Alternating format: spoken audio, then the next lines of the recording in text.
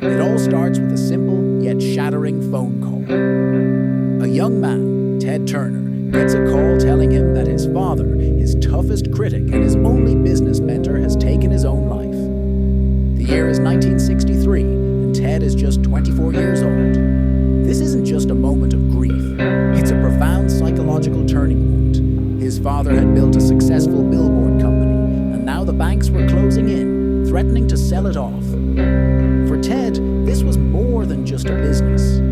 It was his father's legacy, and he was determined to not just save it, but to conquer the world with it. He was a man driven by a desperate need to prove himself, not just to the world, but to the ghost of his father. He was wild, rebellious, and famously nicknamed the Mouth of the South. But beneath the swagger was an iron will forged in trauma.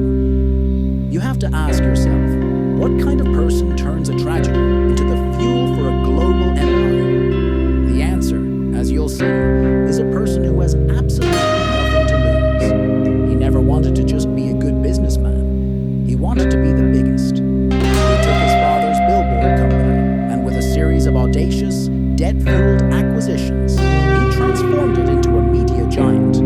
But the real game changer came with his purchase of a small, struggling UHF station in Atlanta. Instead of trying to compete with the big networks, he had a crazy, revolutionary idea: to use a satellite to beam his channel to cable systems all over the country. He turned his local station into a superstation, WTBS, a national cable network. This was a direct punch to the face of the traditional media world, and they were furious. But Ted wasn't done. The year is 1980, and in a climate of complete skepticism and ridicule, he announced his next, seemingly impossible project: a 24-hour all-news channel. Everyone, from rivals to his own employees, said it was a suicide mission. They called it the Chicken Noodle News, and said nobody would want to watch news all day long. But here's the hook.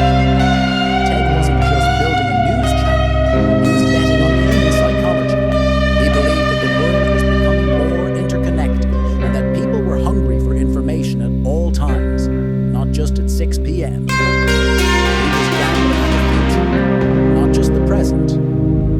He famously told his team, "We'll put it on the air, even if we have to put it on with two people, a broom and a mop." His mantra was, "We'll get it on the air, and we'll figure out how to make it good." The early days of CNN were a relentless, uphill battle. The channel was a financial sinkhole, and the quality was rough. But in 1991, during the Gulf War, the world was glued to CNN. While other networks relied on snippets and delays, CNN had reporters on the ground, broadcasting live from Baghdad. For the first time, people felt like they were watching history unfold in real time. It was a direct result of Ted's insane bet. CNN's viewership skyrocketed, and the channel became a global phenomenon, changing the way we consume news forever. He didn't just win, he became a tycoon, proving that the riskiest ideas can yield the greatest rewards. But his life is not without its failures and its ultimate irony. His personal life was as volatile as his business was, and his aggressive, unfiltered personality made him as many enemies as friends. His biggest loss came in 1996, when he orchestrated a merger with Time Warner. He was outmaneuvered by the executives he had once mocked. He had built his entire empire on being an outsider, but he was now a small fish in a massive corporate pond. The loss of his empire and his power was a painful public humiliation. He had conquered the world, only to have it taken away from him. So what can we learn from the eccentric Mouth of the South, who built a media empire out of pure will and a satellite dish? His life teaches a financial lesson that goes against all conventional wisdom. While most financial gurus preach patience, Ted Turner preached audacity. He showed that you don't always need to have the perfect plan. You just need to have the guts to start.